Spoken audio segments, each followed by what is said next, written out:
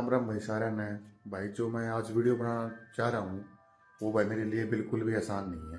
ये जो मेरा रोज का कंटेंट होता है जो मैं डेली ब्लॉग डालता हूँ ये उस टाइप की वीडियो नहीं है, ना ये एंटरटेनमेंट पर्पस के लिए है। इस टाइप की वीडियो कभी सोची तो नहीं थी कि बनानी पड़ेगी या बनाऊंगा, लेकिन ऐसा लगा कि यार शेयर करना बनता है। ये वीडियो पूरी मेरी दादी के ऊपर ही रहेगी। जैसे कि तुमने देख लिया होगा प्रीवियस वीडियो में कि भाई अब मेरी दादी अब इस दुनिया में नहीं रही। वो मतलब ये लगा लो कि सिर्फ हिस्सा ही नहीं थी हमारे घर का, मतलब सबसे एज्ड पर्सन हमारे घर में वही थे। हम सब ने, पापा और ने, हमने उनसे बहुत कुछ सीखने को मौका मिला।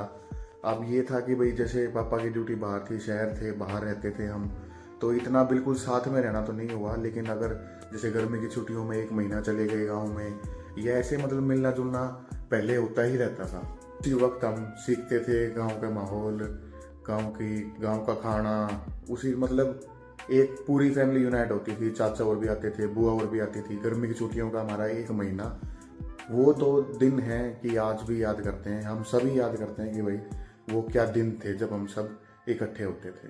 अब उनके जाने के बाद जब भी सोचते हैं तो मतलब ऐसा ही लगता है कि उनकी वो बातें, वो जो बताते थे, वो चेहरा कैसा था, कैसे हम रहते थे, क्या वो बोलती थी, कैसे बोलते थे, मतलब हर एक चीज़ ऐसे फ्लैशबैक में पीछे चली जाती है कि आपको लगता है कि यार ऐसा भी हो सकता था कि भाई कभी कोई है और अब एकदम से नहीं है। इसके साथ बहुत सारी यादें जुड़ी हैं, लेकिन एक स्पेशली जो सबसे ज़्यादा मेरे दिल के करीब है, मेरा नाम जैसे मोहित है, तो मेरे को हमेशा ही ऐसे पुकारती थी मोहिता। कभी भी मोहित नहीं बोला, हमेशा ऐसे बोलती थी मोहिता मोहिता। तो मतलब अब और कोई बोलता ही नहीं, और वो जो बोलता थे वो पसंद भी नहीं रहा। जैसे एंड के टाइम में हमने जैसे वीडियो कॉल की, हम यहाँ हिसार थे, वो गुड़गांव रहती थी दादी छोटे वाले चाचा के पास, तो वीडियो कॉल की हमने। तो मतलब ऐसा था कि उनको नहीं पता था कि भाई वो कहाँ है कहाँ नहीं है। लेकिन जैसे ही मैं वीडियो कॉल में आगे आया तो मैं, चाचा और ने, मम्मी ने बोला देखे मोहित आ गया, तो उस टाइम भी दादी ने यही बोला मोहिता। और फिर मैंने 3 सवाल पूछे, मेरे 3 के 3 सवालों के जवाब दिए, और किसी से भी बात नहीं कर रही थी वो उस टाइम पे। उसी सुबह की बात है कि दादी का एक, हमारे लिए एक फेमस अचार होता था कि भाई ना वो ना मिर्चों का अचार डालती थी और उसके अंदर ना नींबू ऐसे काट के डाल देती थी, ऐसे गाँव में डब्बी में। कुछ एक अलग टेस्ट होता था उसका, तो ना जैसे मम्मी और ने भी सीख रखा है वो उन्हीं से। तो मतलब मम्मी ने भी बना रखा है यहाँ पे कि भाई देखियो सही बन गया के। तो एक उसी दिन सुबह की बात है, मॉर्निंग की। तो मैंने कहा मैं अच्छा ये वो बना दिया कि दादी वाला जो दादी बनाया करे।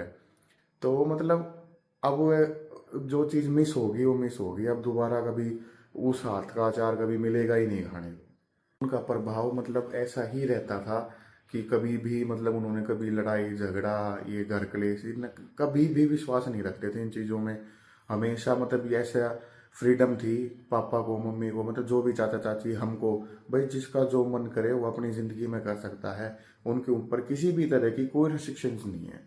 ये मतलब उस टाइम पे इतने मॉडर्न ख्याल जो मतलब थे वो हमें बहुत अच्छे लगते थे कि भाई हाँ ठीक है भाई। मतलब ऐसा था कि इंजॉय करते थे हम, ऐसा कोई रिस्ट्रिक्शन सी चीज़ें ऐसा नहीं था कि भाई गांव है तो गांव वाला दिमाग है ना।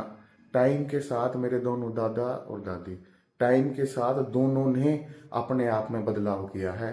जैसे जैसे हमारे साथ रहे, जैसे बूढ़े होते चले गए तो गांव से आ गए हमारे पास रहे, कभी चाचा और के पास रहे। टाइम के साथ उन्होंने इतना बदलाव किया कि हमें लगा ही नहीं कि ये पुराने टाइम के हैं और हम नए टाइम के हैं। अब उनको जो जाना है उनको एक्सप्लेन शब्दों में तो कर नहीं सकते, लेकिन कुछ कुछ ऐसा लगा लो कि अब जो जिस जगह पे वो रहते थे, वो कमरा, वो जगह, अरे बस आते जाते दिखते थे, अब वो दिखेंगे नहीं। एकदम एक पर्सन आपकी लाइफ से एकदम कम हो गया अचानक। कुछ कुछ चीज़ें ऐसी हैं, कुछ कुछ मेमोरीज ऐसी हैं जो बिल्कुल छाप मेरे दिमाग में एग्जैक्ट तैयार हैं कि मतलब इतनी प्रैक्टिकल चीज़ें बोलती थी दादी। जैसे मेरी सिस्टर की विदाई के टाइम पे जैसे मान लो थोड़ा बहुत हो जाता है कि भाई इमोशनल हो जाते हैं, उस टाइम भी दादी यही बोलती थी कि भाई देख भाई इसी चीज़ की तैयारी कर रहे हो, क्यों रो के जाना, खुशी का दिन है कि भाई ऐसे है। तो मतलब इतना वो था। और अभी भी ये है कि इंसान के जाने की जो है वो तो दुख है ही, लेकिन हम इंटरनली अंदर ही अंदर खुश हैं कि वो अपना जीवन अच्छे से व्यतीत करके गए हैं। ना उन्होंने, ना तो वो एंड में परेशान हुए, ना उन्होंने किसी को कभी परेशान किया। जाना तो सबको यही हकीकत है। अब ये कहना कि भाई अच्छा वो चले गए तो हमें भाई ऐसा नहीं होता। रियलिटी यही है, एक दिन सबको ही जाना है।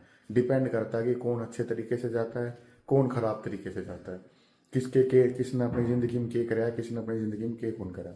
हम बहुत खुश हैं कि भाई दादी ने अपना जीवन ऐसे व्यतीत करा और चुपचाप चले गए। और भाई एंड में वही दो शब्द बोलना चाहूँगा कि भाई चाहे आप हमारे साथ ना हो, आपका आशीर्वाद तो हमेशा रहेगा ही। और भाई आप लोगों के लिए भी थैंक यू भाई।